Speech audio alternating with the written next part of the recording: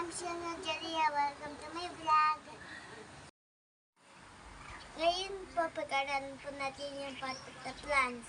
Una po, ang ugat siya nagbibigay ng tubig at pagkain mula sa lupa papunta sa halaman.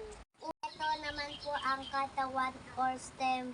Siya naman po ang nagdadala ng tubig at pagkain sa mga halaman.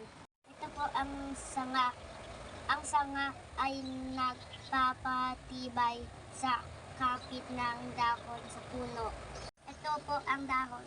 Ang dahon ang tumatanggap ng init at araw at tubig mula sa ugat at hangin na siyang gumagawa ng pagkain ng halaman. Sunod po natin ang flowers. Ang mga bulaklak ay kadalasang pinakamakulay na bahagi ng halaman. Siya din po gumagawa ng mga prutas at buto. Thanks to flower, mayroon po tayo masusutan yang pagkain. Ito naman po ang bunga, ang mga bunga ng halaman ay matatagwan sa dulo ng mga sanga.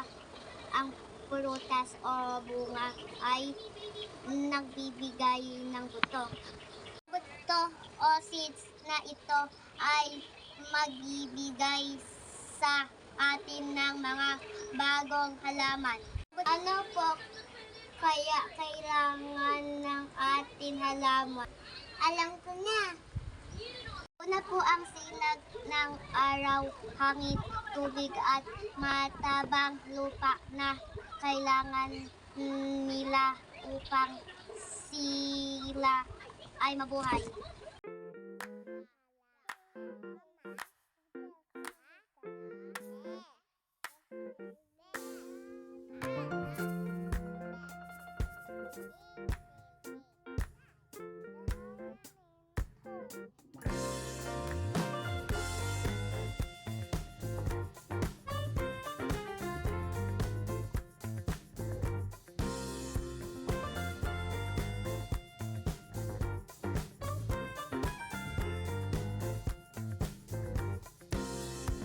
Ang mga halaman ay mahalaga dahil binibigyan po nila tayo ng masustansya, pagkain, malinis na hangin, gamit o materyales sa pag-araw-araw. Importante, binibigyan nila ng gamot tayo sa ating mga sakit.